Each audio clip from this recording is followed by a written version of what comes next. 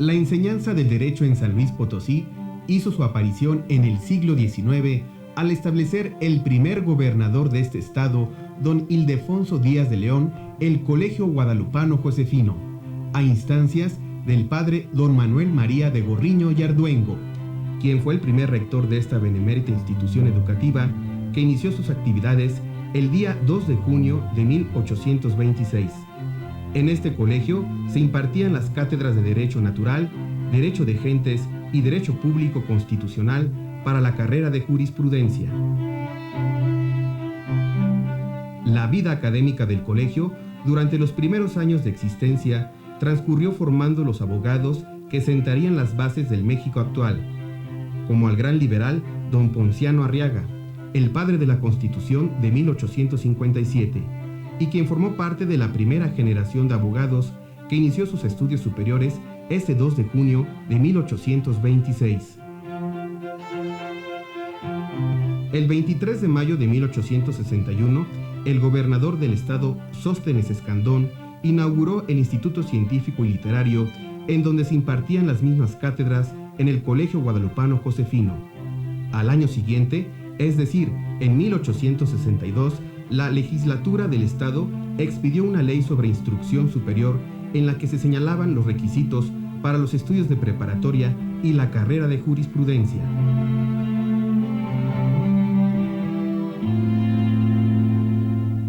En la última década del siglo XIX y la primera del XX, el Instituto Científico y Literario gozó de gran prestigio por su elevado nivel académico y, por consiguiente, también sus egresados. Durante esa época, los estudios jurídicos en el instituto se tuvieron por los más completos y eficientes de toda la República Mexicana, y bajo estas condiciones egresaron de nuestra institución los poetas Ramón López Velarde y Manuel José Otón. Mediante el decreto número 106, expedido el 10 de enero de 1923 por el gobernador del estado, don Rafael Nieto Compeán, se eleva al Instituto Científico y Literario a la categoría de universidad y se le concede la autonomía, la primera en el país, así reconocida por la Asociación Nacional de Universidades e Instituciones de Educación Superior.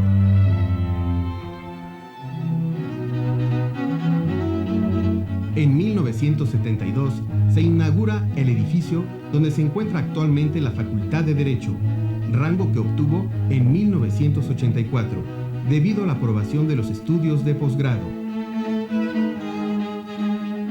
Es así que en este mismo año inicia sus funciones la División de Estudios de Posgrado en Derecho, la cual ofrece la especialidad de Derecho Penal y la especialidad en Derecho Privado, Maestría en Derecho, Maestría en Política Criminal y la Maestría en Derecho Constitucional y Amparo. Reconocida con el nivel 1 por los comités interinstitucionales para la evaluación de la educación superior, actualmente la licenciatura de Derecho atiende la demanda de 1.932 alumnos, de los cuales el 52% de esta población es femenina. Esta institución cumple con la misión de formar profesionistas en la ciencia del derecho, como resultado de su vocación hacia los más altos principios éticos y a los valores de justicia y equidad, fundamentalmente con el compromiso per se con el progreso social y económico de nuestro Estado y de la nación. Una facultad comprometida con la modernización, sustentada en un gran legado histórico de excepcional valía. El año 2006 fue muy significativo para la Universidad Autónoma de San Luis Potosí y en particular para la Facultad de Derecho, al conmemorarse el 180 aniversario de la primera Cátedra de Derecho, así como el 180 aniversario de la primera Constitución Política del Estado Libre de San Luis Potosí, y el centenario luctuoso de Manuel José Otón, gran poeta potosino, egresado de esta facultad. La Universidad Autónoma de San Luis Potosí, reconocida por su calidad educativa, tanto por la Secretaría de Educación Pública como por la Asociación Nacional de Universidades e Instituciones de Educación Superior, así como la Facultad de Derecho, tienen un compromiso con la comunidad universitaria y con la sociedad potosina en general. Por ello, continúa desarrollando programas y acciones encaminadas al fortalecimiento de nuestro Estado.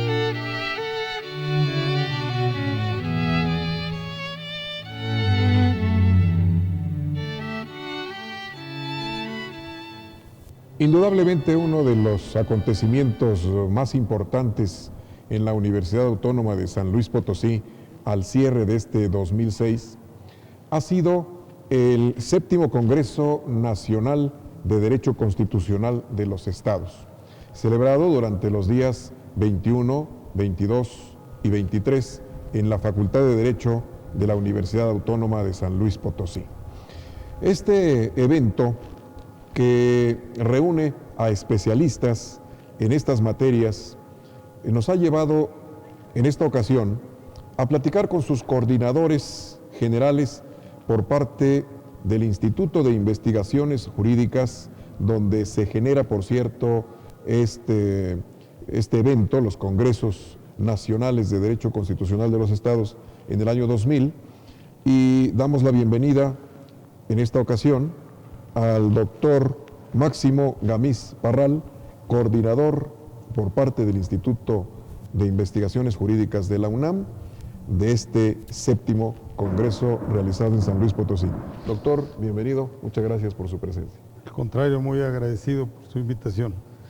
Y también por parte de la Universidad Autónoma de San Luis Potosí, en concreto su Facultad de Derecho, el coordinador en nuestro estado, el doctor Isidro de los Santos Olivo. Doctor, muchas gracias por su presencia. Con mucho gusto, maestro. Buenas noches.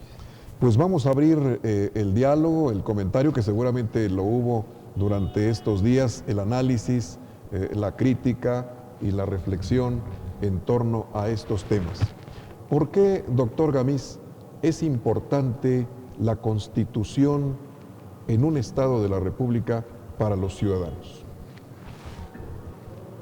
Debemos entender que existe la Constitución General de la República, que es la ley más importante y que tiene vigencia en todo el país, en todo el territorio nacional. Sin embargo, como parte de un sistema federal, está conformada nuestra federación por estados miembros y hay una división de los ámbitos competenciales. Consecuentemente, en los estados se requiere también de una constitución de cada entidad federativa, que es la ley más importante de esa entidad y que es el pináculo de la pirámide de la legislación del estado respectivo, de acuerdo con estos dos ámbitos competenciales. Consecuentemente, la trascendencia radica en que es el órgano supremo de la legislación de la entidad federativa correspondiente. Y bueno, toda la legislación, la reglamentación, tiene que estar vinculada y debe ser respetuosa de lo dispuesto por la Constitución estatal, así como para a nivel nacional es la Constitución General de la República. Sí, doctor. Doctor de los Santos Olivo, una constitución, como dice el doctor Gamiz, es el instrumento máximo jurídico en un Estado que regula la convivencia y la coexistencia de sus habitantes. Pero ¿cuáles son los mecanismos, de acuerdo a la evolución social, al desarrollo de la sociedad, para que una constitución se vaya adecuando a las necesidades de esa evolución de la sociedad? Sí, mire usted, las constituciones no son declaraciones permanentes o perennes, aunque exista la pretensión de los autores de que sienten raíces en la población en general. El mecanismo para adaptar el cambio social a la norma constitucional se establece a través de la reforma constitucional. Hay prácticamente dos vías jurídicas, ambas, para poder adaptar los cambios que va experimentando la sociedad en el documento fundamental. Una de ellas es la vía de la reforma constitucional, que es la posibilidad de hacer adecuaciones de carácter formal, incorporando figuras nuevas, necesidades para satisfacer necesidades políticas, sociales, que van paulatinamente desenvolviéndose en la sociedad. Y la otra parte es el método de la interpretación jurídica. Ese es un caso muy especial. La Constitución norteamericana, que ha sido la única que han tenido en Estados Unidos, data de 1787, es una constitución bicentenaria y durante prácticamente más de 220 años o casi 220 años de existencia ha sufrido 27 enmiendas, llaman ellos, y ha podido adaptarse sin traumas a su evolución político-social durante su historia. Es decir, en los orígenes del constitucionalismo norteamericano se pudo transitar sin traumas del self-government, del gobierno congresional, en un principio que era el órgano político de la Constitución norteamericana, en el Estado norteamericano, que más promoción o que más, digamos, influencia tenía, a posteriormente lo que constituye el gobierno de los jueces por la famosa sentencia del segundo padre de la Constitución, John Marshall, en 1803, con ese caso famoso de Marbury versus Madison, en donde se establece definitivamente la judicial review y el ajustar todos los actos y todas las leyes a la propia Constitución para apuntalar definitivamente el principio de supremacía constitucional. Y posteriormente, en esa evolución histórica de los Estados Unidos, se llega hoy en día a un gobierno, un sistema de gobierno presidencialista, en donde el Ejecutivo tiene una función protocolaria, esencial, muy ágil para tomar acuerdos, y ha sido la evolución de los Estados Unidos. Entonces, la otra vía es la vía de la interpretación jurídica. Doctor, hay sectores de la población que perciben que la Constitución ha sido adicionada o ha sido modificada por intereses políticos en cierta forma, que llegan otros gobernantes y revocan lo que otros hicieron con tal de adecuarlas a una forma de gobernar, como decía don Daniel Cosío Villegas. ¿Esto es cierto, doctor? ¿Se dan estas circunstancias? Desde el punto de vista jurídico, ¿se ha lastimado la Constitución en cierta forma con esas reformas? Sí se dan casos, no solo en México, sino en la mayoría de los países. Sin embargo, hay que entender que el sistema jurídico mexicano pertenece a la familia romano-germánica, en donde el derecho es básicamente escrito y lo relativo a la cuestión de la interpretación es en un porcentaje sumamente menor. En cambio, la Constitución norteamericana es una constitución que pertenece a la familia del common law en donde la proporción más importante del derecho es de acuerdo con las resoluciones del órgano judicial correspondiente, y en cambio el derecho escrito es mucho menor en porcentaje que lo escrito. Consecuentemente, no hay que criticar acremente y solo así de golpe el hecho de que nuestra Constitución tenga propiamente más de 500 reformas, la mexicana. Pero esto es porque es parte del derecho escrito de la familia romano-germánica. En lo que se refiere a los sistemas jurídicos de la familia del Common Law, la base fundamental son las resoluciones del Poder Judicial, y entonces estas resoluciones no inciden directamente en lo escrito de la Constitución. Consecuentemente, debemos previamente hacer el análisis respectivo de estos dos aspectos. Hay 4 familias de sistemas jurídicos en el mundo que se pueden encontrar con diferencias importantes, aunque tienen también algunas similitudes.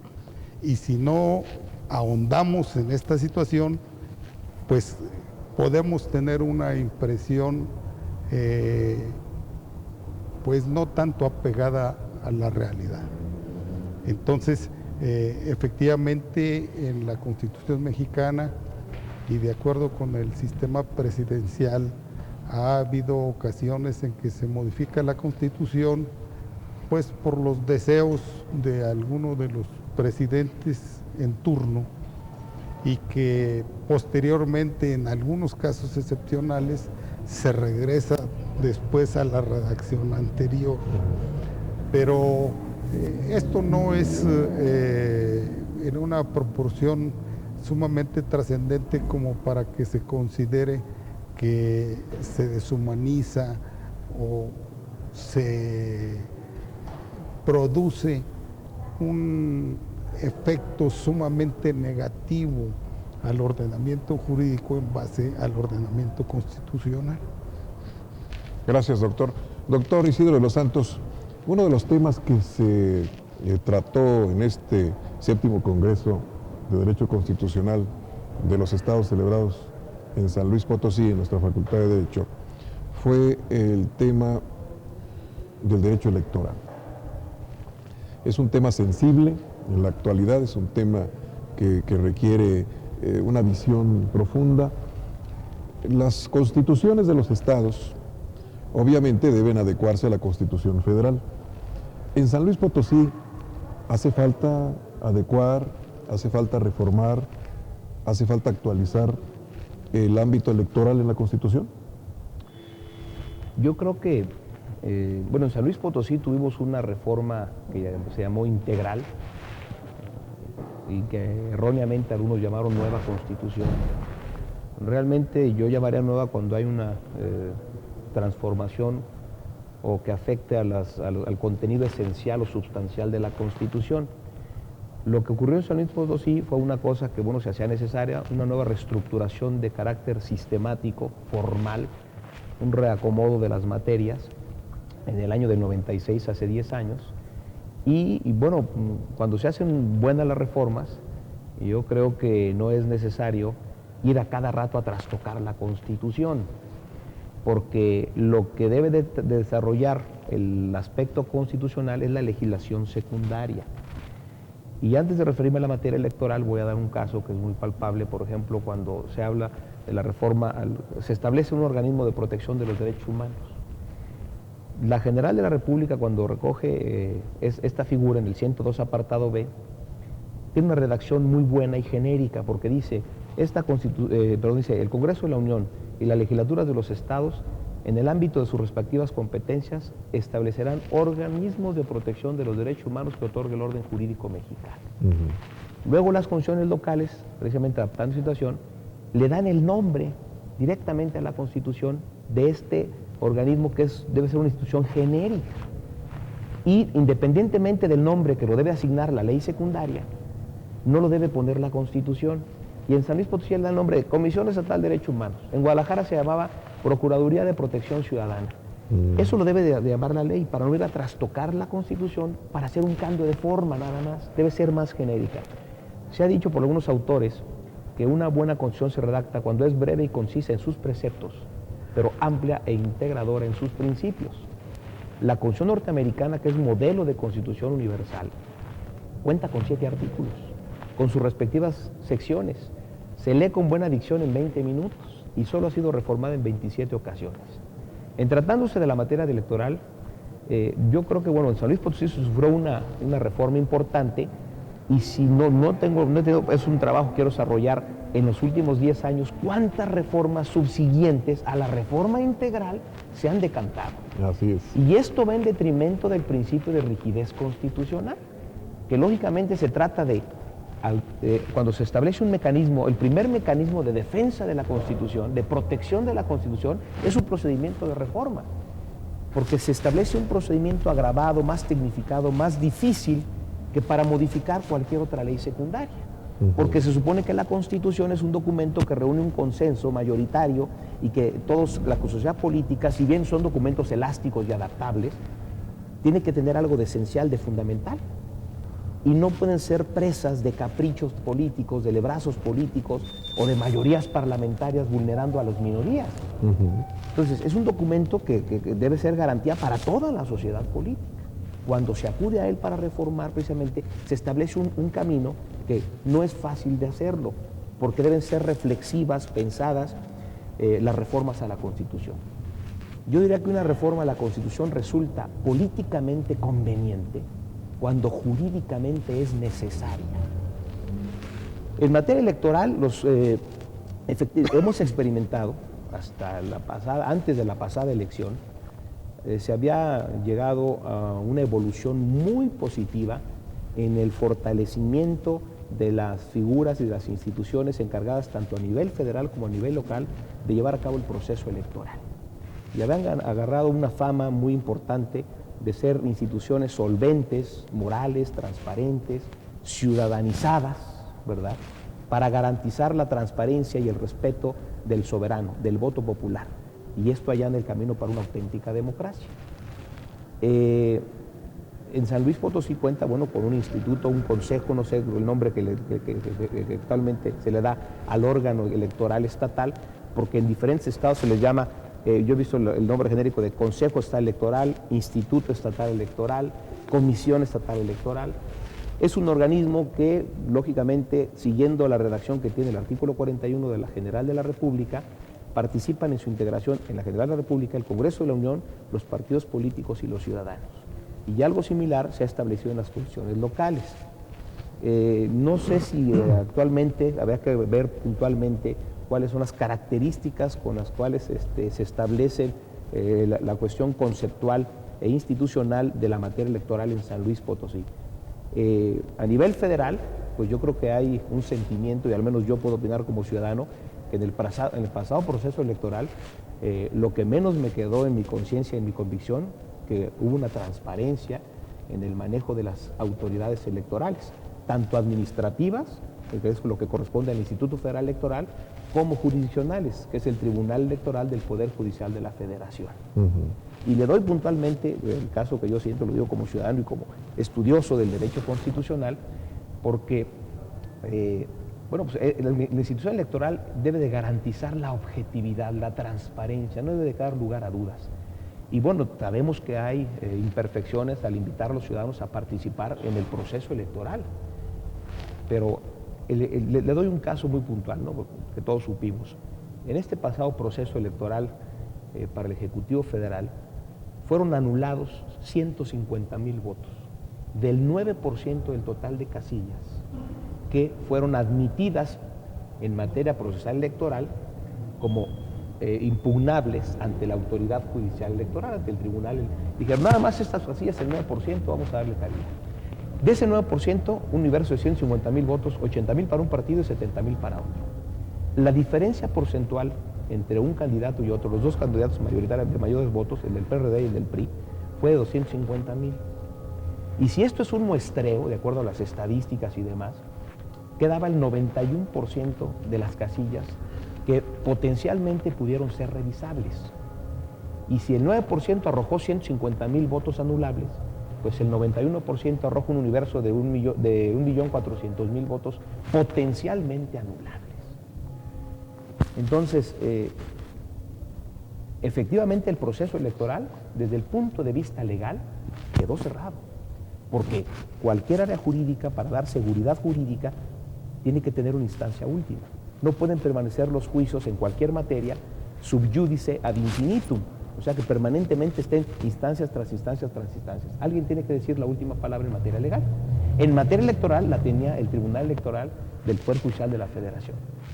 El ministro de la Suprema Corte de Justicia, Jackson, dijo en alguna ocasión, cuando no estaba de acuerdo con un asunto que la mayoría de los ministros se pronunciaron en un sentido contrario al de su sentir, dijo, bueno, es una frase que puede explicar este proceso electoral en cuanto a la resolución del Tribunal Electoral, que dice, somos infalibles porque decimos la última palabra, mas no porque digamos la última palabra somos infalibles. El proceso electoral en México a nivel federal ya se cerró desde el punto de vista formal, desde el punto de vista legal. Y lo que no nos cabe la menor duda es que desde el punto de vista político hay una herida que no sabemos cuáles son sus dimensiones ni sus alcances. El aspecto político está abierto. Doctor Gamis Parral, México se integra cada vez más a esa dinámica del escenario internacional. Los compromisos en materia diplomática, en materia económica, en materia tecnológica, en materia de cooperación judicial internacional. Obviamente el artículo 133 constitucional, que da la jerarquía a los tratados para su cumplimiento en México, permea hacia las constituciones de los estados. ¿Cómo se ha percibido en el ámbito estatal el cumplimiento de esos compromisos en su aplicación práctica? Bueno, aquí hay una situación de fondo bastante importante. Los tratados internacionales son poco conocidos, no solo por los particulares, no solo por los gobernantes, a nivel estatal estamos hablando, sino también por los mismos estudiosos del derecho. Yo siempre he estado pugnando porque se establezca una cátedra, pero de Derecho Internacional, no como la que acostumbramos cuando estudiamos licenciatura, sino una cátedra referente al análisis y estudio de los principales tratados internacionales firmados por nuestro país. Porque como usted de manera correcta lo ha afirmado, de acuerdo con la pirámide del 133, los tratados internacionales forman parte del sistema jurídico. Inclusive, hubo un tiempo en que se estableció por la Suprema Corte de Justicia el principio de que si había contradicción entre un tratado internacional y una ley federal, lo que prevalecía era la ley federal. Pero precisamente a resultas de ese movimiento de apertura y de esa globalización, la Corte modificó su criterio y ahora si hay una contradicción entre un tratado internacional y una ley federal, el que prevalece es el tratado internacional más que la ley federal. Entonces, con esta trascendencia que le estamos dando a las cuestiones internacionales, hemos estado perdiendo propiamente soberanía en nuestro país. Pero hemos resultado también sumamente perjudicados con la mayoría de esos tratados internacionales. Hay cierre de microempresas, hay cierre de empresas medianas y hay cierre de empresas grandes mexicanas por la apertura de la frontera para la competencia de otros países. Y esto ha dado por resultado que la globalización nos ha perjudicado. No obstante esto, somos uno de los países que cuenta con una apertura mayor que los demás en cuanto a recibir productos del extranjero, y nosotros tenemos una limitación para competir y consecuentemente para exportar productos mexicanos en igualdad de calidad, en igualdad de precio, costos de producción, etcétera. Entonces, hay una corriente que inicia desde Salinas como presidente, que pues no sé si enamorado del sistema de buena o de mala fe, se inicia una campaña precisamente para establecer el neoliberalismo y consecuentemente también la globalización. Y esto continúa con Zedillo y ahora más con Fox. Pero fuimos engañados de acuerdo como nos hicieron el planteamiento respectivo, y en lugar de recibir ventajas, beneficios, ha sido lo contrario. Entonces, para mí es muy importante que pongamos mayor atención los juristas, mayor atención quienes dirigen las escuelas y las facultades de Derecho, para entrar de lleno al análisis profundo de todos los compromisos internacionales que México vía tratado ha aceptado. Porque esto, si lo analizamos con el Tratado de Libre Comercio, si lo analizamos con lo que se hizo con la Comunidad Europea y si lo analizamos con los tratados que se han hecho relacionados con la materia laboral, etcétera, pues tenemos que llegar a la conclusión de que es indispensable también, además del estudio y del análisis correspondiente, es indispensable que antes de firmar los famosos tratados, tanto la Presidencia de la República como el Senado hagan una compulsa de las materias que nos rigen con relación a la materia de esos tratados internacionales, y que con conocimiento exacto de la realidad se determine si efectivamente hay beneficios para nosotros. Estamos conscientes que en un tratado internacional no solo una parte sale beneficiada, pero sí las dos. Unas en un sentido y la otra en otro sentido. Entonces, bajo esa perspectiva hay que verlo, y creo que no se ha hecho. Entonces, ahora que estamos en un cambio de gobierno, yo creo que una de las cuestiones más importantes es primero el análisis de todo lo que tenemos firmado y posteriormente el cuidado y la responsabilidad de que, independientemente de la correlación de fuerzas internacionales, se nos proponga para aceptar y firmar un tratado internacional. Gracias, doctor.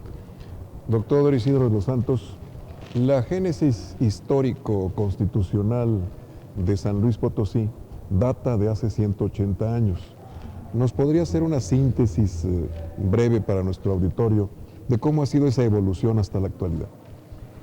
Bueno, efectivamente, la primera constitución es de 1826, una vez que nuestro Estado, el acta de nacimiento del Estado mexicano, del Estado federal mexicano, es de 1824, con la primera constitución que rigió nuestro país en la vida independiente, que se obtuvo formalmente en 1821. A partir de ahí, habrá que dotar, lógicamente, de constituciones en los estados que conformaban a la nación mexicana en 1824, y que fue una decisión política fundamental que logró establecer y adquirir carta de naturaleza en nuestro país, porque el siglo XIX se caracterizó por las pugnas ideológicas de las dos grandes corrientes del pensamiento político que han existido propiamente en la historia de la humanidad. Por un lado teníamos a los liberales, progresistas, federalistas, ¿verdad? Y por otro lado estaba la corriente del pensamiento monárquico, conservador, centralista. En el siglo XIX se sufrió una accidentada vida constitucional, por muchísimos factores, y que no habrá tiempo para dar una explicación, ¿verdad?, detallada. Sin embargo, la evolución, primero me refería a la evolución constitucional federal. En 1824 se estableció y a partir de ese momento empezaron a dotarse de constituciones en los estados de la República. San Luis Potosí no fue de los primeros en establecerse. Hubo con un año de anticipación algunos estados de la República que empezaron a establecer constituciones locales. Esto de establecer normas jurídicas fundamentales estatales, bueno, proviene del derecho constitucional norteamericano, porque las colonias originarias inglesas que se establecieron en el norte de América, el rey, el monarca les dotaba de una carta constitucional o de una carta, de una autorización real para establecerse como una comunidad y explotar algún área del comercio. Pero también tenían que establecer las bases de su gobierno. Cuando vino la emancipación política de Estados Unidos en las 13 colonias, la organización política de Norteamérica fue una organización, una confederación. Y entonces esas cartas, que eran las concesiones que otorgaba el rey, se convirtieron en documentos políticos llamados constituciones. Y entonces eran independientes cada una de las 13 colonias. Posteriormente, esas 13 colonias vieron que eran vulnerables ante los países poderosos europeos y, lógicamente, se unieron en una unión más perfecta llamado Pacto Federal o Federación, y en donde efectivamente cedieron su soberanía a un Estado en donde el documento jurídico que los vinculaba era precisamente una constitución, porque el documento jurídico que vincula a una confederación, que es una asociación, es un tratado internacional y en la cual cabe la decisión política, y normalmente la confederación se asocia para establecer apoyos mutuos de carácter económico, de carácter militar, de carácter cultural, y una constitución, perdón, un Estado federal, el vínculo jurídico que los establece es precisamente una constitución.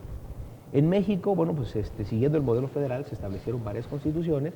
San Luis Potosí estableció su primera constitución en 1826 y luego tuvo otra constitución, no recuerdo si fue en los años 50, para posteriormente dotarse de la constitución que tiene con la Constitución Federal de 1917, modificada sustancialmente la Constitución potosina en 1943 por el entonces gobernador Gonzalo Santos, si mi memoria no me falla, y de ahí la siguiente reforma importante, que le llamo yo, que sufrió, fue a la que me referí hace un momento, la de 1996. Y de 1996 a la fecha, sería interesante saber cuántas reformas todavía ha sufrido nuestra Constitución, que yo creo que son más de 20 en 10 años. Esa ha sido la historia brevemente de nuestra Constitución estatal. Yo creo que las constituciones en San Luis Potosí, independientemente de la reforma que sufrió hace 10 años, y todas las constituciones estatales tienen la posibilidad de irse adaptando con mayor facilidad, creo inclusive, que la general de la República. Por varias razones, de carácter técnico, de carácter político, y porque ahora sí se está dando la oportunidad con esta apertura y esta transición, que es un proceso de democracia que estamos viviendo, de que ya no exista un constitucionalismo derivado, como una especie de mimesis constitucional que reflejaba lo que hace la General de la República, automáticamente se incorpora en las entidades federativas. Y cada entidad federativa, en un Estado federal, una federación significa unión, más no unidad. Porque cada estado, de acuerdo a su situación geográfica, de acuerdo a su cultura, su sociedad, sus necesidades, pues tiene particularidades que lo singularizan y que esas necesidades deben ser recogidas a nivel constitucional cuando así convengan a esa sociedad política de ese estado, ¿no? Doctor Máximo Gamiz, indudablemente que el Instituto de Investigaciones Jurídicas de la Universidad Nacional Autónoma de México ha sido motivador para que instituciones de educación superior analicen estos temas en los congresos de derecho constitucional de los estados. Da la impresión en ocasiones en ciertos sectores de la sociedad que quedan en el ámbito interno de las universidades, los acuerdos, los resultados de estos eventos, y no es así, porque la función social de la universidad es que todo sea en beneficio de la propia sociedad. Así pues, ¿qué resultados hubo en este 7º Congreso? Si nos pudieran ustedes hacer una síntesis, ¿qué aportaciones hubo de los expertos que analizaron, reflexionaron y criticaron en sus participaciones, y que seguramente los harán llegar a los lugares adecuados de las autoridades o se publicarán con el objeto de que no quede ahí como un mero evento académico, sino que trascienda al ámbito social? Hay dos causas fundamentales por las cuales se ideó la celebración de estos congresos nacionales. En primer lugar, buscando que las entidades federativas dejaran de depender en el ámbito legislativo de las decisiones de los órganos centrales de la federación. Era normal que se siguiera con las resoluciones que se hacían en el ámbito constitucional a la General de la República, tuvieran una consecuencia en las constituciones de los estados. Y esto daba por resultado que hubiera una especie de uniformidad, no obstante la diferencia sustancial de condiciones económicas, políticas y sociales de cada entidad federativa. Pero esto va más allá. La doctrina jurídica, que es la que se encarga de analizar, de proponer,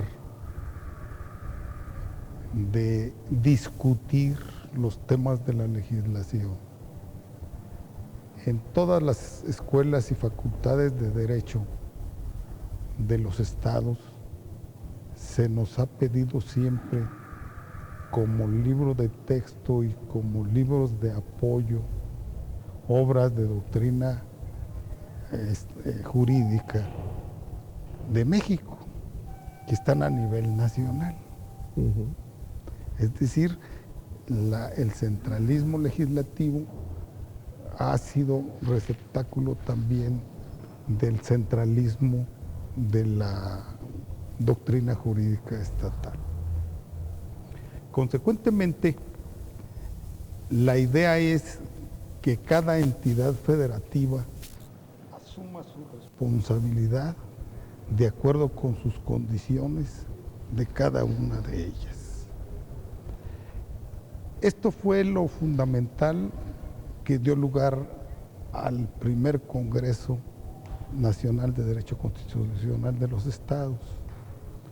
Y este se hizo en la Ciudad de México por razones prácticas más que otra cosa, y teniendo como sede el Instituto de Investigaciones Jurídicas de la UNAM.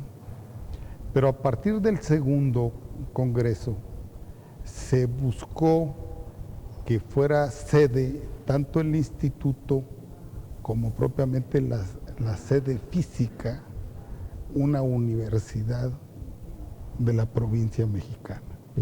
Es así como el segundo se hace en Mexicali, el tercero en Durango, el cuarto en Morelos, el quinto en Querétaro, el sexto en Sinaloa y ahora el séptimo aquí en San Luis Potosí. Ahora bien, ¿qué repercusión tiene y qué pasos damos después de un congreso?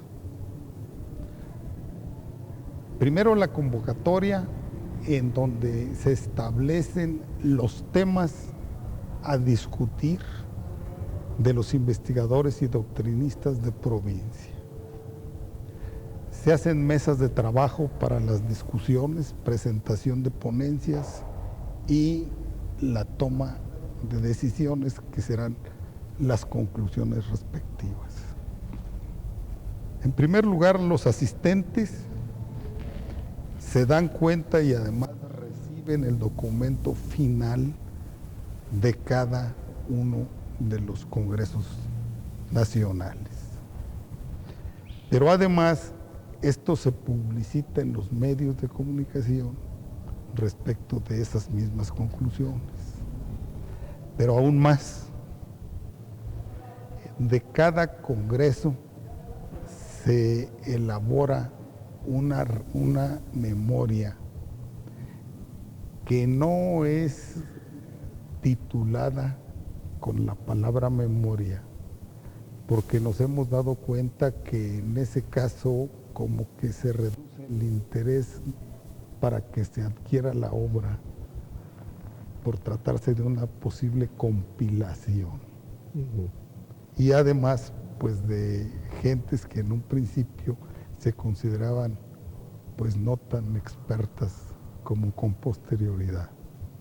Entonces, estos documentos, estos libros que edita el Instituto de Investigaciones Jurídicas de la UNAM, es decir, el instituto da su aval para esas publicaciones. Consecuentemente, en este 7º Congreso se realizó el procedimiento a que me he referido. Mañana o pasado se van a publicar las resoluciones que se tomaron. Quiero expresarle que el Congreso 7º celebrado en San Luis Potosí, para mí en lo personal, es el más importante de los 7, no solo de manera cuantitativa, sino también cualitativa. Cuantitativa porque hubo 18 estados representados, cualitativa porque hubo más de 300 personas inscritas. Es el primer congreso en donde no se permite la entrada a quien no pagó su inscripción, es decir, nada más para llenar los locales, sino que entra quien pagó su inscripción, que tiene interés en participar precisamente en el congreso. Entonces, también se presentaron 40 ponencias. 40 ponencias que significan un esfuerzo sumamente importante de meses anteriores de los autores. Con base en lo anteriormente expuesto, yo como representante del instituto en este congreso y en los anteriores, yo soy vigilante de que se haga la publicación no solo de los puntos resolutivos, sino de todo lo que sucedió en el congreso. Es decir, se incluyen todas las conferencias magistrales, se incluyen el taller o los talleres que se hayan celebrado durante el congreso, se incluyen las ponencias y por supuesto que se incluyen los puntos que hemos tomado la decisión desde el primero, de que se llame declaración de, en este caso es la declaración de San Luis Potosí. Ese documento contiene lo más importante y lo más trascendente.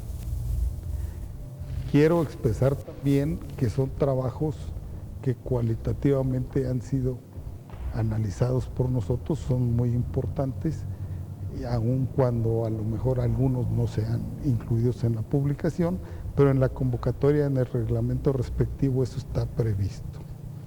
Entonces, ¿quién puede adquirir esos libros? Pues quien pueda pagarlos y que tenga interés. Pero esto va todavía adicionado a un programa que se llama Programa de Fomento a la Doctrina Jurídica Estatal, del cual también yo soy el responsable, que establece que todo investigador que tenga trabajos relacionados con la legislación estatal por supuesto de su entidad federativa respectiva. Para dar facilidad, si es entre 80 y 150 cuartillas, el instituto publica la obra. Primero, tratando de que la universidad, el Congreso del Estado, el Tribunal de Justicia, etcétera, pudieran poner el 50%. Y si no, en última instancia, se han publicado obras con el 100% financiado por el Instituto de Investigaciones Jurídicas. Entonces, fíjese usted cómo está conformado el programa. Primero, para promover la investigación jurídica en provincia. Segundo, para que haya discusiones y cambio de impresiones entre los representantes de las diferentes entidades federativas, en donde el factor más importante es precisamente los congresos. Y la formación, eso esperamos, de los libros de texto para que en las escuelas y facultades de Derecho de Tamaulipas hagan uso de obras doctrinales de Tamaulipas respecto a su cuestión del tema y la materia que corresponda.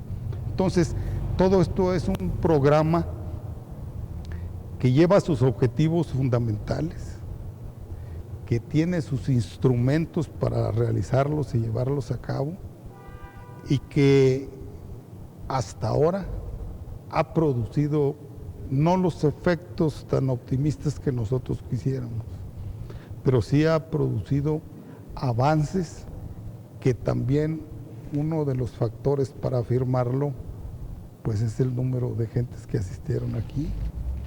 En todas las reuniones de este 7º Congreso hubo fácilmente más de 200 asistentes.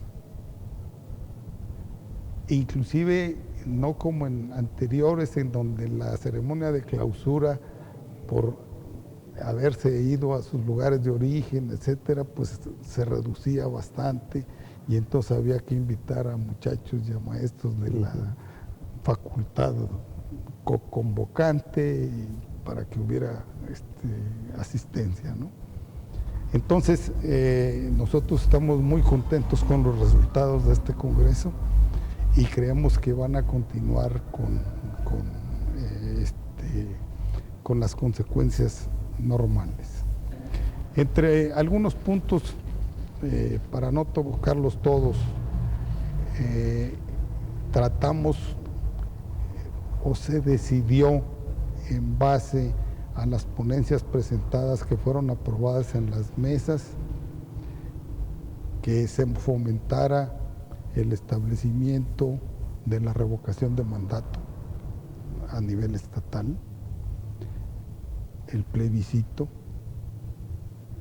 la iniciativa popular, que se pugnara por las candidaturas independientes, y una cuestión sumamente importante, que en las reformas a la Constitución General de la República se modifique el procedimiento señalado en el artículo 135 de la Constitución General, que establece que se presenta la iniciativa para una reforma de la Constitución General de la República, pasa a ambas cámaras por turnos, que se aprueba por las 2/3 partes de una, por las 2/3 partes de la otra, e inmediatamente después se manda a todos los congresos de los estados para que digan si aprueban o no aprueban, punto. Es decir, no participan. Participan con un no o con un sí. Y esto nosotros consideramos que es contrario al federalismo. Entonces está proponiendo que se instauren procedimientos en donde, después de conocerlos en primera instancia por el Congreso de la Unión y de aprobarlos en todo caso, se manden a los congresos de los estados para que los discutan y tomen sus resoluciones haciendo el análisis respectivo y que posteriormente los regresen para que se tome en consideración por una segunda instancia del Congreso de la Unión todo lo que los congresos de los estados aprobaron. Y esto es una situación similar en las entidades federativas, que solo el Congreso y luego lo manda a los ayuntamientos también para que diga sí o no aprueba lo del Congreso como reforma constitucional. Entonces, que esto se refleje también dando oportunidad a los ayuntamientos para que opinen previamente a la aprobación o no de la modificación constitucional del Estado que corresponda. Entonces, hay otros temas que posiblemente quiera tratar el doctor de los Santos. Pues muy enriquecedora esta plática, pero desafortunadamente el tiempo se nos ha terminado. Los resultados de este 7º Congreso, como ustedes han señalado, serán publicados. Quiero hacer mención de la maestría en Derecho Constitucional, que ya en la Facultad de Derecho de la Universidad Autónoma de San Luis Potosí funciona, precisamente bajo la coordinación del maestro Isidro de los Santos y el maestro Gamiz, pues es uno de sus destacados profesores. Pues muchas gracias por su presencia, les agradezco mucho, no se agota el tema, tendríamos para largo, para varios programas, seguramente en próxima ocasión tendremos la oportunidad y el honor de reavivar estos temas, doctor Gamiz y doctor Isidro de los Santos.